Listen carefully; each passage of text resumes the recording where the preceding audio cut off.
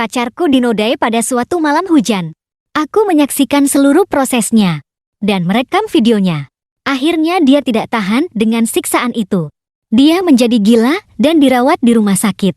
Beberapa hari kemudian, ibunya datang menemuiku. Tiba-tiba berlutut di depanku. "Xiao Xian," kata Ying Ying. "Malam saat dia dinodai. Dia sedang mencarimu. Kamu ada di dekat situ saat itu. Kamu pasti melihat pelakunya, kan?" Namun, melihat ibu pacarku memeluk kakiku dengan ekspresi patah hati, aku malah menendangnya pergi. Aku tidak melihat pelakunya. Setelah ditendang olehku, Ibu Liu jatuh terduduk di lantai. "Xiao Xian, kamu bohong." Suaranya bergetar, tapi dia menggertakkan giginya agar air matanya tidak jatuh. Sejak hari Ying Ying masuk rumah sakit jiwa, setiap hari dia memeluk bantal sambil memanggil namamu. Mengatakan bahwa malam itu dia jelas-jelas melihatmu di ujung gang. "Kenapa kamu tidak menolongnya?" Aku mengeluarkan rokok, korek api baru menyala setelah 3 kali percobaan. "Bibi, sudah kubilang. Tidak melihat ya tidak melihat. Liu Yin sekarang tidak waras. Apakah perkataannya bisa dipercaya?" Ibu Liu tiba-tiba bangkit, menerjang untuk meraih lenganku. Aku mengelak ke samping dan dia kehilangan keseimbangan. Terhuyung-huyung beberapa kali sebelum berdiri tegak. Anakku sejak kecil selalu jujur. Selama ini, dia tidak pernah berbohong sekalipun.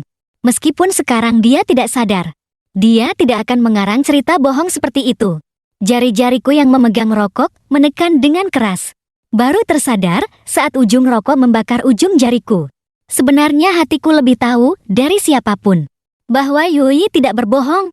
Malam itu hujan turun deras. Aku berteduh di sebuah minimarket di ujung gang, menyaksikan dengan mata kepala sendiri.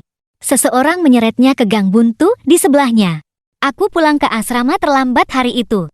Sama sekali tidak pernah pergi ke gang itu. Aku melempar rokok ke lantai dan mematikannya dengan kakiku. "Xiao Xian, aku bertanya padamu untuk terakhir kalinya. Siapa pelakunya?" Namun begitu aku selesai berbicara, ayah Liu Yin juga muncul. "Ying Ying sudah 2 tahun pacaran denganmu. Dia begitu baik padamu. Sekarang, kamu hanya melihatnya menjadi seperti ini. Bahkan tidak mau mengatakan yang sebenarnya." Ayah Liu, setelah mengetahui apa yang terjadi pada putrinya, terjatuh dan terluka. Saat ini, jalannya masih terpincang-pincang. Melihatnya seperti ini, hatiku terasa seperti tersumbat sesuatu. Tapi aku tetap memberanikan diri berkata, "Paman, aku benar-benar tidak tahu. Kalau aku tahu, aku pasti sudah lapor polisi. Tidak perlu membuang-buang waktu dengan kalian di sini." Ayah Liu tiba-tiba marah, mendorongku dengan tangannya. Dirinya sendiri malah karena terlalu kuat mendorong, terhuyung-huyung dan jatuh ke belakang. Ibu Liu berteriak dan menghampirinya untuk membantunya. "Leo Liu, kamu tidak apa-apa. Xiao Xian, kamu bajingan." Orang-orang di sekitar perlahan-lahan mulai berkerumun. "Bukankah itu Xiao Xian? Bukankah dia pacar Liu Yin? Aku sudah dengar tentang kejadian Liu Yin. Sepertinya dia mengalami gangguan jiwa. Ternyata dia tahu siapa pelakunya, tapi tidak mau bilang. Sialan, pengecut sekali. Pacarnya sendiri diganggu, tapi tidak berani maju. Malah mendorong ayahnya." Sahabat Liu Yin juga datang, menunjukku dan memaki. "Xiao Xian, apa kamu masih laki-laki? Dulu waktu Liu Yin pacaran denganmu, banyak sekali yang iri padamu. Dia kan primadona sekolah kita. Banyak yang mengejarnya, tapi tidak ada yang dia terima. Malah memilihmu. Dan sekarang, kamu memperlakukannya seperti ini. Apa hatimu sudah dimakan anjing?" Aku tertawa dingin. Tentu saja aku tahu ada yang iri. Perayaan sekolah tahun lalu, Liu Yan sebagai perwakilan siswa berpidato di atas panggung. Tatapan para laki-laki di bawah panggung terpaku padanya. Apa gunanya iri? Kalian hanya melihat dia baik padaku, tidak melihat apa yang telah kulakukan untuknya. Sekarang setelah terjadi masalah, satu persatu datang menyalahkanku. Siapa di antara kalian yang tahu apa yang sebenarnya terjadi saat itu? Bukankah kamu hanya takut masalah, tidak berani menyinggung pelaku? Aku dengar latar belakang pelakunya tidak biasa. Apakah kamu takut dibalas dendam? Makanya tidak berani bilang. Kata-kata itu menusuk titik sakitku. Setelah dinodai hari itu, Liu Yan meringkuk di lantai.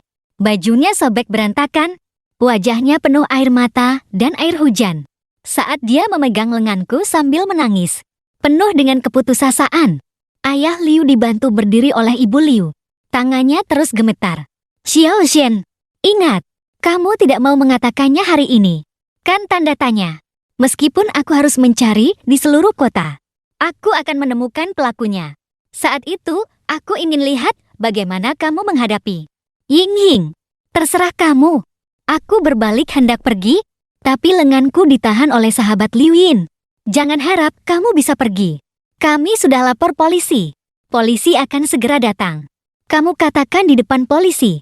Katakan, apakah kamu melihatnya atau tidak? Aku menyentakkan tangannya dengan keras. Dia terhuyung mundur 2 langkah, hampir menabrak orang di belakangnya. Suara bisik-bisik di sekitar semakin kencang. Berbagai makian menyebutku pengecut. Aku menengadah melihat minimarket di kejauhan. Gang di sebelahnya adalah tempat kejadiannya. Liu Yin dulu sering datang ke sini. Dia akan menelponku dari depan toko. Xiao Xian, aku bawakan makanan enak untukmu. Saat itu, senyumnya sangat indah. Aku tersenyum pahit, karena hatiku lebih tahu dari siapapun. Aku memang menyembunyikan kebenaran. Xiao Xian, aku hanya punya 1 anak perempuan ini. Ayah Liu tidak lagi marah seperti tadi. Sebaliknya, penuh dengan keputusasaan. Seorang pria dewasa menangis di depan semua orang. Ying Ying sejak kecil anak yang penurut, belajar dengan baik, tidak pernah membuat kami khawatir. Tapi sekarang, dia dirawat di rumah sakit jiwa. Setiap hari selain memanggil namamu, dia hanya bisa memeluk bantal sambil menangis. Bahkan tidak mengenali kami lagi. Aku sebagai ayahnya, melihatnya seperti ini, aku sudah tidak ingin hidup lagi. Tatapan orang-orang di sekitarku semakin tidak suka. Ibu Liu mengendus. Dengan suara tercekat berkata, aku hidup sekarang, hanya ingin mencari kebenaran. Menemukan orang yang telah menyakiti putriku. Mengembalikan nama baiknya.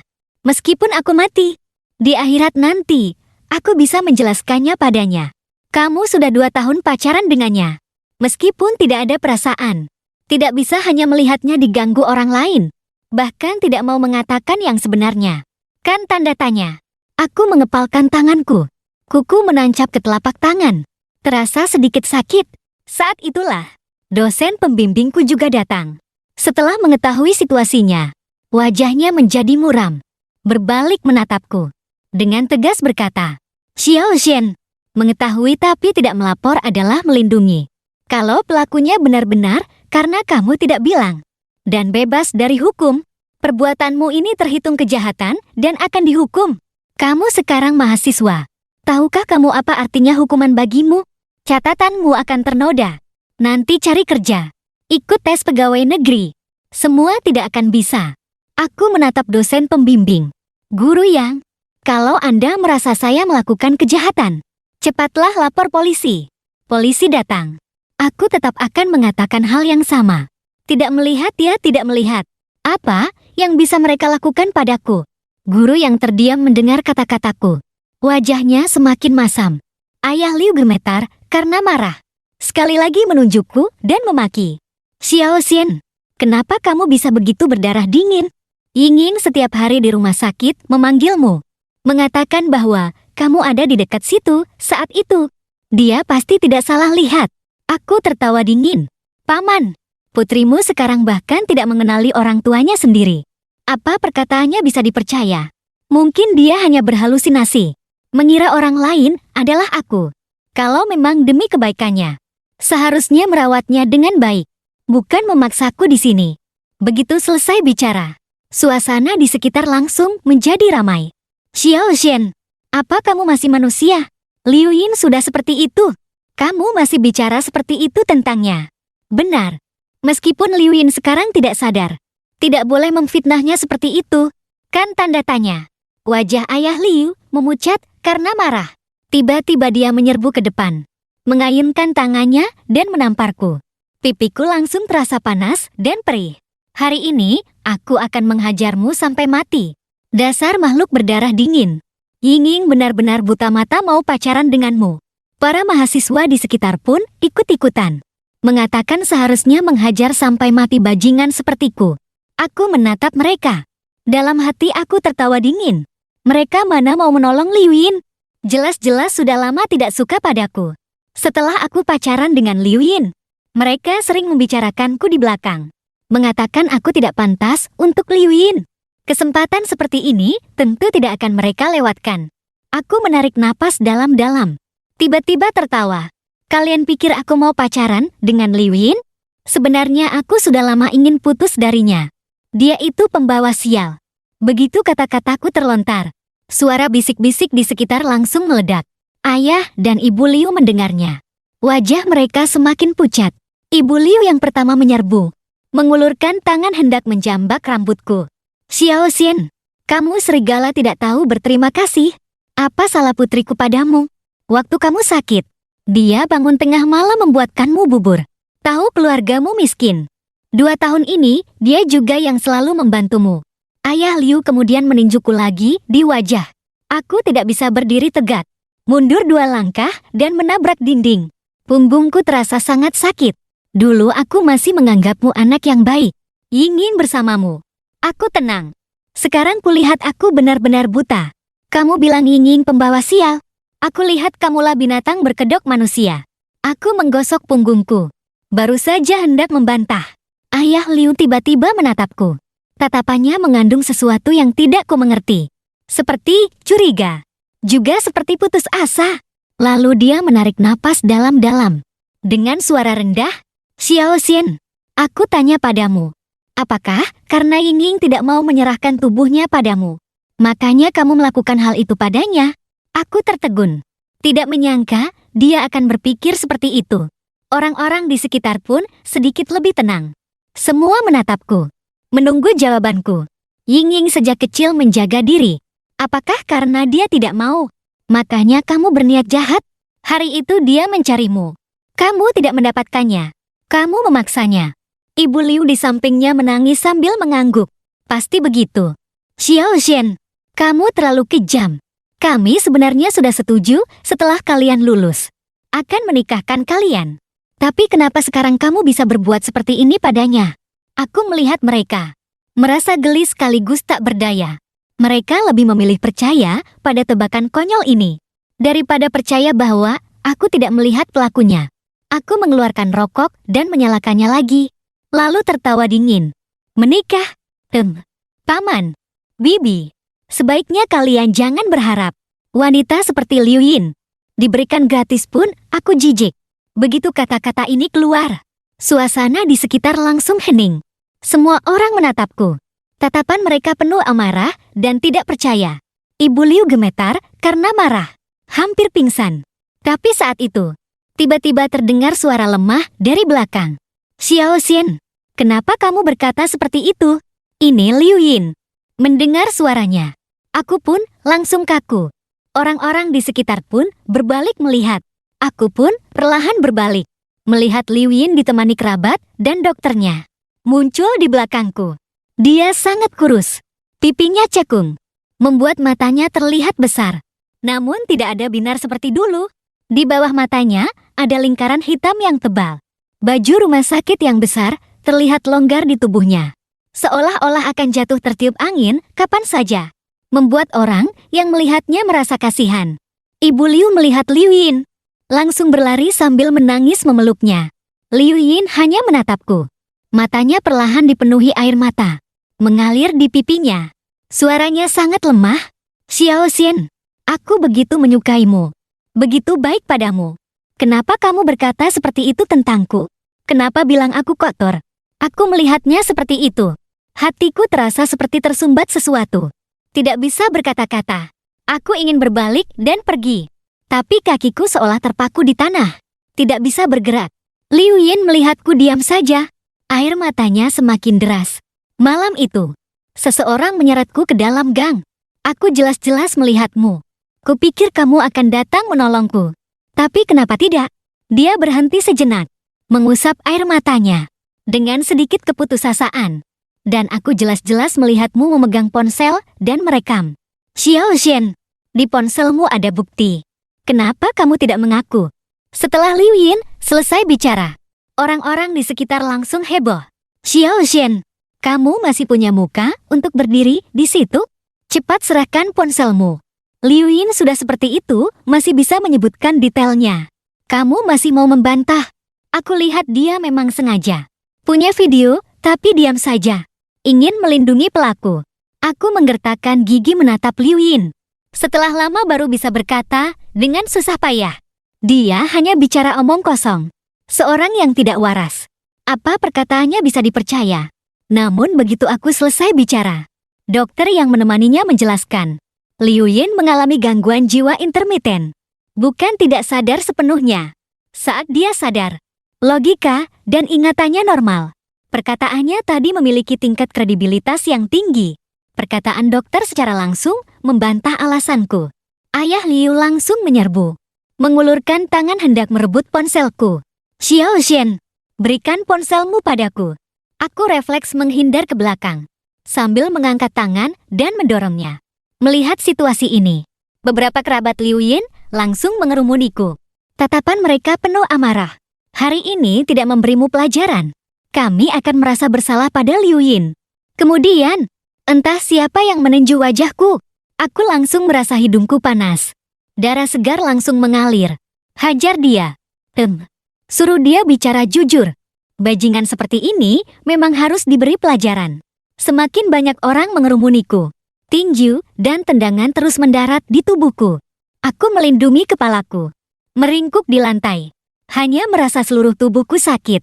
Tulang-tulangku serasa mau patah. Hidungku masih berdarah. Masuk ke mulut. Amis dan asin. Aku ingin berteriak, tapi begitu membuka mulut, aku ditendang. Perutku sakit sampai tidak bisa bernapas. Hanya bisa mengeluarkan suara samar. Darah berceceran di lantai. Kesadaranku mulai kabur. Akhirnya ponselku direbut oleh ayah Liu. Dia dengan kasar memegang jariku untuk membuka kunci. Hanya saja, setelah melihat isi ponsel, gerakannya tiba-tiba berhenti. Kemudian, wajahnya menjadi pucat pasi. Orang-orang di sekitar menjadi tidak sabar. Berkerumun ingin melihat isinya. Ayah Liu tiba-tiba sadar. Membanting ponsel ke lantai dengan keras. Brak! Casing ponsel terlepas. Layarnya pecah seperti jaring laba-laba. Semua orang tertegun. Ayah Liu terengah-engah. Matanya merah. Seperti mengalami syok berat. Lalu, dia tiba-tiba menyerbu ke depan. Menendang tubuhku yang sudah terluka. Beberapa kali dengan keras. Ini semua karenamu. Semua karenamu. Dia menendang sambil memaki. Suaranya penuh keputusasaan. Kenapa putriku bisa buta? Mengenal orang sepertimu. Aku meringkuk kesakitan. Bahkan hampir tidak punya tenaga untuk bersuara.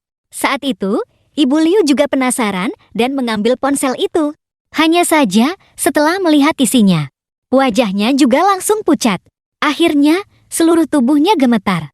Kemudian, tiba-tiba dia mengambil sebuah batu besar di lantai. Dengan mata marah, hendak menghantam kepalaku. Xiao Xian, aku akan menghajarmu sampai mati. Dasar bajingan. Suaranya serak. Matanya penuh niat membunuh. Aku ingin menghindar, tapi menggerakkan tubuh saja sakitnya luar biasa. Hanya bisa pasrah melihatnya menyerbu. Untungnya saat itu, 2 orang polisi datang berlari. Berhenti. Polisi itu memegang lengan Ibu Liu. Merebut batu dari tangannya. Ibu Liu melihat polisi. Seolah menemukan pelampiasan. Menunjukku sambil menangis histeris.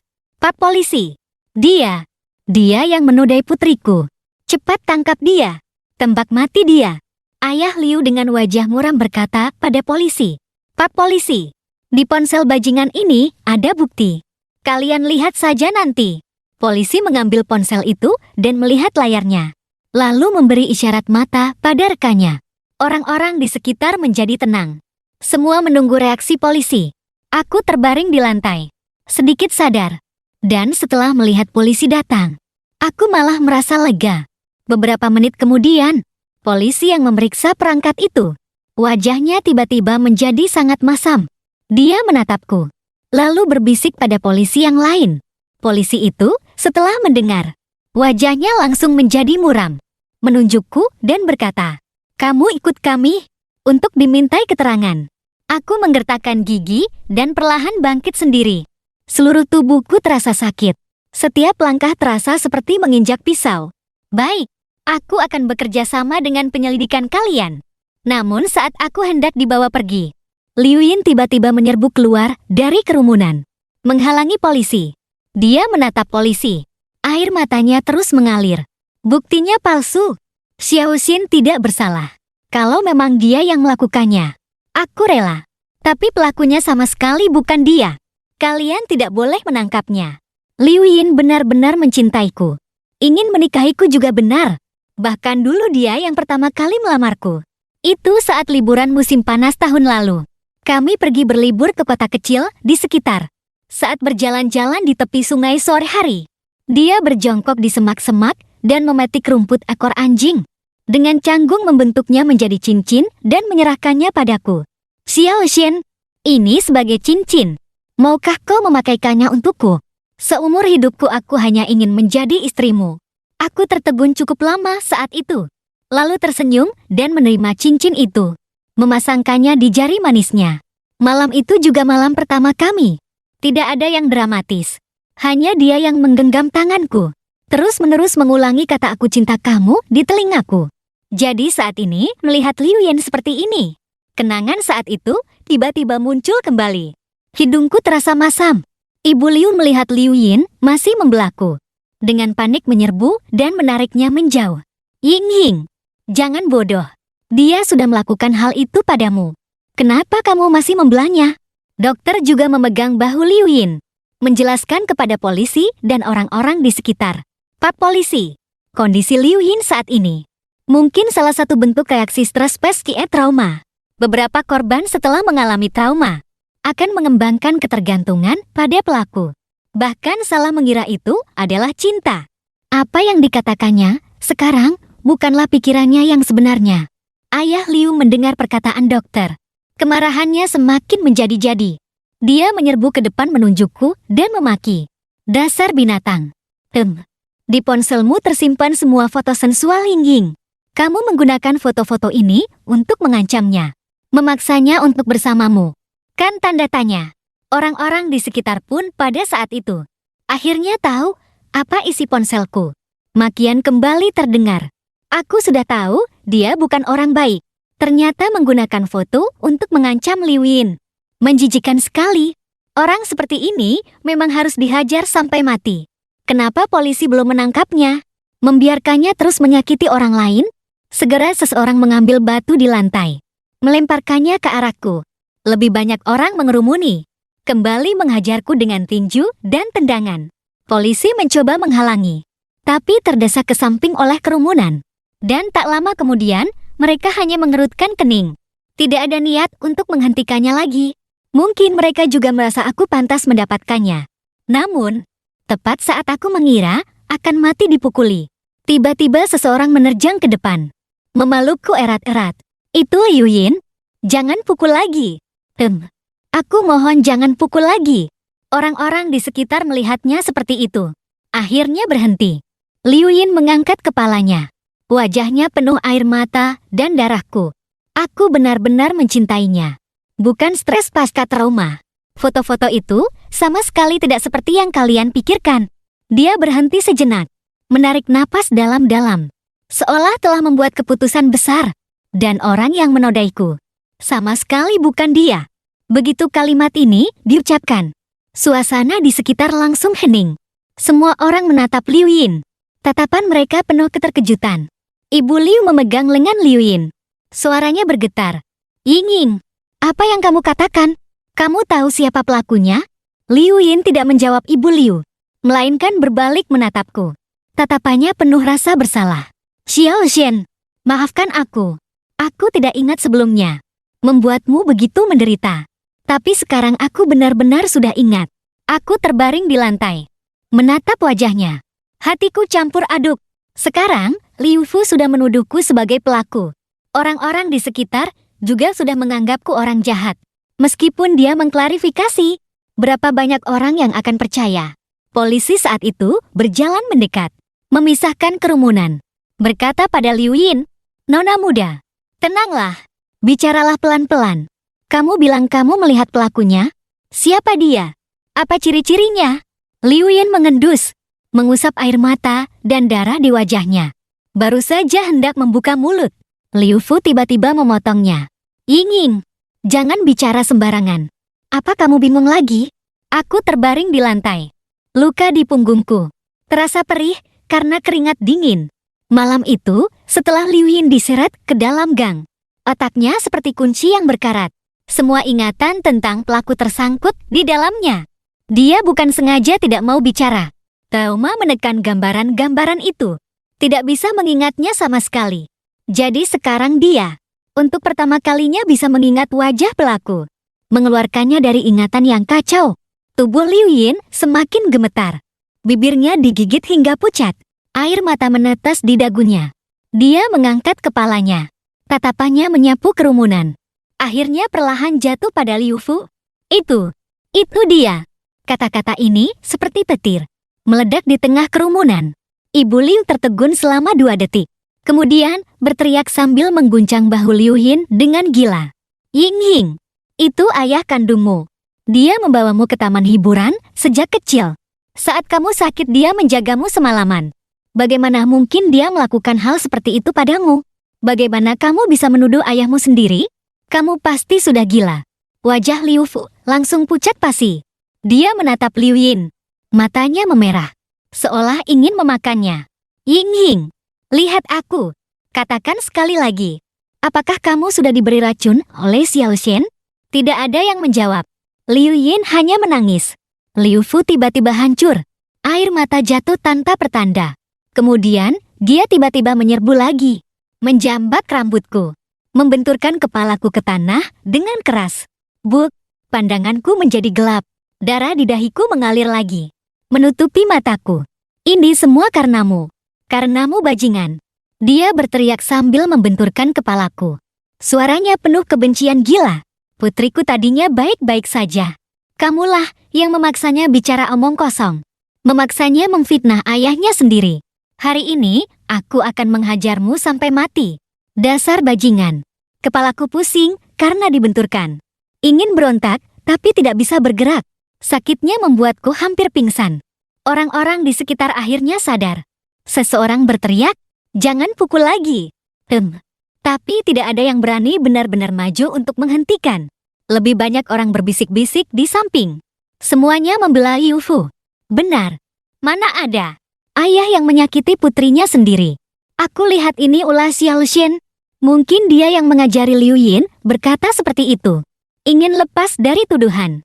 Kata-kata ini menusuk telingaku seperti jarum. Tapi aku sama sekali tidak terkejut. Reputasi Liu Fu di daerah ini sangat baik. Membuka pabrik, melakukan amal. Bahkan para pemimpin harus bersikap sopan padanya. Ditambah lagi dengan hubungan ayah dan anak. Siapa yang akan percaya pada seorang gadis yang tidak waras dan bukannya seorang pengusaha yang dipuji semua orang? Sampai polisi datang, menarik Liu Fu dengan paksa, lalu berjongkok menatapku dengan nada dingin. Bangun dan ikut kami ke kantor polisi. Kredibilitas kesaksian Liu Yin terlalu rendah. Kamu masih tersangka utama. Polisi mengulurkan tangan hendak membantuku. Tapi aku menepisnya. Aku menopang diriku dengan lengan. Perlahan-lahan bangkit. Tidak perlu diperiksa. Aku sudah tahu kalian tidak akan percaya. Sejak hari Liu Yin menemukanku, aku sudah menduga hari ini akan seperti ini. Jadi semua ini hanyalah sebuah drama yang aku mainkan bersama Liu Yin. Xiao Shen, apa maksudmu? Apa maksudnya sandiwara? Polisi bertanya dengan penasaran. Aku tidak langsung menjawab. Hanya menatap tajam pada Liu Fu. Wajahnya belum pulih. Matanya menyembunyikan kepanikan. Tapi dia berusaha keras untuk tetap tenang. Aku perlahan berjalan ke sisi Liu Yin. Mengusap air mata di wajahnya. Saat menyentuh kulitnya, aku bisa merasakan dia masih gemetar. Aku mengelus wajahnya dengan kasihan. Dia tidak tahan lagi dan memelukku. Menangis hingga seluruh tubuhnya gemetar. Sudah tidak apa-apa. Tidak apa-apa. Aku menepuk punggungnya dengan suara lembut. Sekarang, kamu bisa menceritakan semuanya. Liu Yin mengangguk. Menangis cukup lama dalam pelukanku. Baru perlahan-lahan tenang. Aku memegang bahunya. Memintanya melihat orang-orang di sekitar. Lalu membuka mulut. Malam kejadian itu, Liu Yin sama sekali tidak datang mencariku. Aku juga baru tahu belakangan tentang kejadian itu. Apalagi merekam video kejadiannya. Begitu kata-kata ini keluar, kerumunan kembali heboh. Seseorang langsung bertanya, lalu sebelumnya, Liu Yin bilang melihatmu di ujung gang. Dan bilang kamu merekam video. Itu semua bohong. Kenapa kamu mau bekerja sama dengannya memainkan drama ini? Sebenarnya ada apa di balik ini semua? Aku tidak menghiraukan pertanyaan-pertanyaan ini. Terus menatap Liu Fu. Kalian semua mengira Liu Fu adalah ayah yang baik. Tapi kalian tidak tahu. Dia telah menyiksa Liu Yin selama bertahun-tahun. Dan Liu Yin sama sekali bukan putri kandungnya. Omong kosong. Ibu Liu langsung berteriak. Menyerbu hendak meraih lenganku. Untungnya dihalangi oleh polisi. Ying adalah putri kandung kami. Jangan memecah belah di sini. Hanya saja Liu Fu tidak langsung membantah. Dia terdiam beberapa detik. Lalu perlahan mengangkat kepalanya. Wajahnya menunjukkan ekspresi sedih dan tak berdaya. Benar. Ying memang bukan putri kandungku. Ayahnya adalah sahabat terbaikku. 20 tahun yang lalu, dia dan istrinya meninggal dalam kecelakaan. Hanya meninggalkan Ying seorang diri. Aku merasa kasihan. Jadi aku mengadopsinya. Apa salahnya? Selama ini, aku menyayanginya seperti putri kandungku sendiri. Apapun yang dia inginkan, aku belikan. Saat dia sakit, aku menjaganya semalaman. Di mana salahku padanya? Kenapa dia harus memfitnahku seperti ini? Ibu Liu juga ikut menangis. Benar, Ying waktu kecil lemah, sering pilek dan demam. Selalu Lao Liu yang menggendongnya ke rumah sakit tengah malam. Dia pada Ying. Lebih baik daripada pada anak laki-laki kami yang tidak selamat dulu. Kenapa kalian percaya pada kata-kata Xiao Shen? Tidak percaya pada Lao Liu? Orang-orang di sekitar benar-benar terpengaruh. Mulai menunjuk-nunjuk Liu Yin. Ternyata begitu. Tuan Liu begitu baik hati. Bagaimana dia bisa begitu tidak tahu berterima kasih? Benar. Ayah angkatnya begitu baik padanya. Dia malah memfitnahnya. Benar-benar serigala tidak tahu balas budi. Aku lihat dia memang sudah tidak waras. Sampai tidak bisa membedakan baik dan buruk. Kata-kata ini menusuk Liu Yin seperti pisau. Tubuhnya semakin gemetar. Tapi tak lama, kemudian dia menarik napas dalam-dalam. Berteriak pada Liu Fu. Kalian pikir sampai sekarang aku tidak tahu bagaimana orang tua kandungku meninggal dulu? Begitu ucapan ini keluar, pupil mata Liu Fu langsung membesar. Polisi merasakan ada yang tidak beres. Berjalan ke depan Liu Yin. Dengan nada serius, "Nona muda, apa maksud ucapanmu? Ada masalah dengan kematian orang tua kandungmu?" Liu Yin menatap tajam pada Liu Fu. Air matanya terus mengalir. Tapi dengan ketegasan yang belum pernah ada sebelumnya. Aku tahu. Kalimat ini adalah pertanyaan yang telah dipendamnya selama bertahun-tahun. Juga kunci untuk membuka semua kebenaran. Dulu orang tuaku dibunuh olehmu. Kamu berbisnis bersama ayahku. Kemudian, karena persaingan bisnis, kamu sengaja merancang kebangkrutan perusahaan ayahku dan memaksanya menandatangani utang besar. Orang tuaku putus asa dan memilih bunuh diri. Wajah Liu Fu menjadi pucat pasi. Dia menyerbu hendak membungkam mulut Liu Yin, tapi dihalangi oleh polisi. Omong kosong. Dia meraung. Matanya penuh kegilaan. Ayahmu gagal dalam bisnis. Dia sendiri yang putus asa. Apa hubungannya denganku? Jangan memfitnah di sini. Ibu Liu juga menyerbu. Mengayunkan tangan dan menampar Liu Yin. Pipi Liu Yin langsung memerah. Bagaimana kamu bisa begitu tidak punya hati nurani? Ayahmu dulu untuk membantu keluargamu membayar utang. Mengeluarkan semua tabungannya. Sekarang, kamu malah mengarang cerita bohong untuk memfitnahnya. Apa kamu pantas menerima kasih sayangnya selama ini? Liu Yin menoleh karena tamparan itu. Tapi tidak menangis. Hanya perlahan mengangkat kepala menatap Ibu Liu. Tatapannya penuh kekecewaan. Bu, apa ibu benar-benar tidak tahu apa-apa? Atau ibu selama ini membantunya membohongiku? Ibu Liu terdiam sejenak. Lalu mengeraskan hatinya lagi. Aku hanya tahu ayahmu orang baik. Kamulah yang gila. Saat itu, polisi berjalan ke depan Liu Yin. Dengan nada serius. Liu Yin, kamu bilang orang tuamu dibunuh oleh ayah angkatmu. Ada bukti? Tubuh Liu Yin menegang. Lalu perlahan menggelengkan kepalanya. Suaranya merendah. Tidak ada. Aku tidak bisa menemukan bukti. Barang-barang dari masa lalu sudah lama dia singkirkan. Aku berdiri di samping mendengarkan kata-kata ini. Hatiku terasa tidak enak. Teringat liburan musim panas tahun lalu. Malam itu di penginapan di kota kecil. Liu Yin tiba-tiba menangis dalam pelukanku. Dia memelukku dan menceritakan masa lalunya. Dia bertanya, apakah aku akan membencinya? Saat itulah aku baru tahu. Ternyata di balik kehidupannya yang tampak bahagia, sebenarnya begitu malang. Selama ini, Liu Yin tidak berani bicara, juga tidak berani melawan. Bagaimanapun juga, dia tidak punya keluarga, tidak punya sandaran, hanya bisa menahannya. Kemudian suatu kali, Liu Fu mabuk lagi, dan keceplosan. Mengakui kematian orang tua Liu Yin dulu, memang dia yang merancangnya. Sejak saat itu, Liu Yin mulai diam-diam mencari bukti. Tapi Liu Fu terhati-hati. Semua barang yang bisa meninggalkan jejak, telah dia hancurkan. Liu Yin hanya bisa menyimpan semua ini dalam hati. Aku tahu tidak ada bukti. Meskipun Liu Yin mengatakan yang sebenarnya, tidak ada yang akan percaya. Semua orang hanya akan berpikir, ini adalah omong kosongnya setelah menjadi gila. Liu Fu memanfaatkan poin ini, sehingga berani memfitnahku tanpa ragu. Melemparkan semua kesalahan padaku. Ayah Liu mendengar Liu Yin berkata tidak ada bukti. Wajahnya menunjukkan senyum kemenangan. Kemudian, dia berteriak pada dokter. Dokter, cepat bawa dia kembali ke rumah sakit. Sekarang emosinya tidak stabil. Kalau terus membuat keributan di sini, entah omong kosong, apalagi yang akan dia katakan. Lalu dia beralih ke polisi. Menunjukku, Pak Polisi, cepat tangkap dia. Dialah yang menyuruh Ying mengatakan omong kosong ini. Dialah yang membuat Ying menjadi seperti ini. Di ponselnya pasti ada bukti lain. Kalian harus memeriksanya dengan baik. Dokter berjalan mendekat hendak memapah Liu Yin.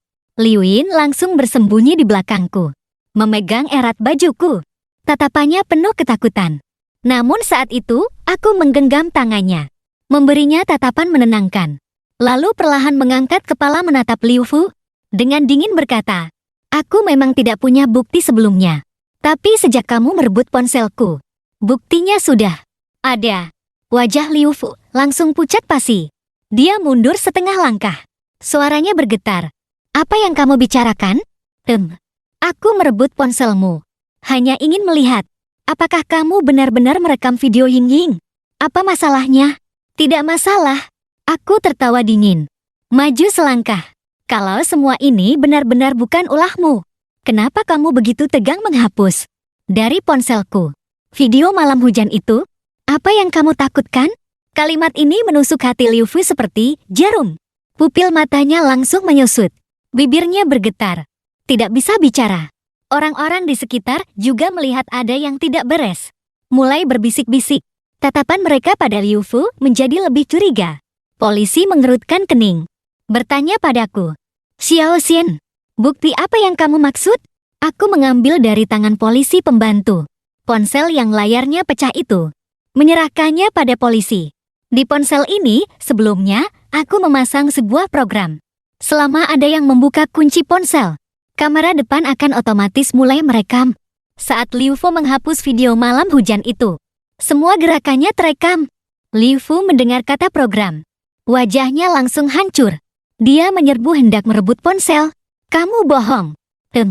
Ponsel ini milikmu. Kamu pasti memalsukan bukti. Polisi menahannya, memberi isyarat mata pada rekannya. Aku berdiri di samping. Hatiku sangat tenang. Aku sudah menduga Liu Fu, melihat video malam itu, akan takut dan secara refleks menghapusnya untuk menghancurkan bukti. Meskipun aku sama sekali tidak merekam kejadian saat itu, tapi dia pasti akan merasa bersalah. Tak lama kemudian, teknisi berkata pada polisi yang memimpin, tim, memang ada sebuah rekaman. Merekam seluruh proses Liu Fu menghapus file. Polisi mengambil perangkat itu, membuka rekaman. Di layar terlihat jelas wajah Liu Fu. Jari-jarinya bergerak panik di layar ponsel. Menemukan video malam hujan itu, tanpa ragu mengklik. Hapus. Seluruh proses. Gerakannya menunjukkan rasa bersalah. Tubuh Liu Fu semakin gemetar. Dia menunjuk layar dan berteriak, aku menghapus video karena tidak ingin gambar pelacahanmu tersimpan. Aku melakukannya demi kebaikannya. Kalian tidak bisa hanya karena ini menuduhku sebagai pelaku. Demi kebaikannya, aku mengambil perangkat dari tangan polisi, memutar video malam yang telah dipulihkan, memutarnya untuk dilihat semua orang. Kalau begitu lihatlah, video apa ini sebenarnya? Di layar hanya ada gambar gelap dan suara hujan. Sama sekali tidak ada adegan kekerasan. Hanya video hujan biasa. Liu Fu melihat isi video. Wajahnya semakin masam. Aku mematikan video itu. Menatap Liu Fu. Sebuah video hujan biasa. Kamu begitu tegang menghapusnya. Kalau bukan, karena hatimu bersalah. Kenapa kamu melakukan itu? Dan lagi kamu bilang tidak ingin menyimpan video itu. Tapi foto-foto itu tidak satupun yang rela kamu hapus. Bahkan menyimpannya di ponselmu sendiri. Kenapa begitu? Foto. Liu Fu berteriak. Seluruh tubuhnya gemetar hebat. Secara tidak sadar menutupi sakunya. Apa yang kamu bicarakan? Di ponselku sama sekali tidak ada barang seperti itu. Ada atau tidak? Periksa saja akan tahu. Aku menatap polisi. Tolong periksa ponselnya. Liu Fu langsung mundur. Memegang erat ponselnya. Tidak boleh. Ponselku adalah barang pribadi. Kalian tidak punya hak untuk memeriksa. Kami sekarang mencurigai Anda terkait kasus penyerangan. Berhak untuk memeriksa barang pribadi Anda. Polisi melangkah maju. Dengan nada serius, tolong bekerja sama. Jika tidak, kami akan melakukan tindakan paksa. Liu Fu masih ingin melawan. Tapi dua orang polisi sudah maju. Merebut ponsel dari tangannya secara paksa. Liu Fu meronta sambil berteriak, tidak boleh begini. Aku tidak bersalah. Kalian menyalahgunakan wewenang. Hanya saja polisi tidak menghiraukannya. Tak lama kemudian membuka kunci ponsel. Lalu, saat polisi membuka galeri dan menggulir ke bawah beberapa kali, wajah mereka semua menjadi sangat masam. Saat polisi membuka galeri ponsel Liu Fu, mereka semua menarik napas kaget. Orang-orang yang mendekat untuk melihat juga terkejut. Akhirnya, Liu Fu terkulai di lantai. Kepalanya tertunduk rendah. Tidak ada lagi kesombongannya yang dulu. Saat kebenaran terungkap, Liu Yan gemetar seluruh tubuh. Air matanya semakin deras. Tapi tidak lagi menangis terseduh-seduh. Hanya menggigit bibirnya dengan erat. Ini juga mengingatkanku pada malam liburan musim panas tahun lalu. Kami berada di kamar penginapan. Saat Liu Yan melepas pakaiannya, aku melihat di punggungnya penuh luka bekas luka yang berbeda-beda. Luka lama bertumpuk dengan luka baru. Terlihat sangat menyakitkan.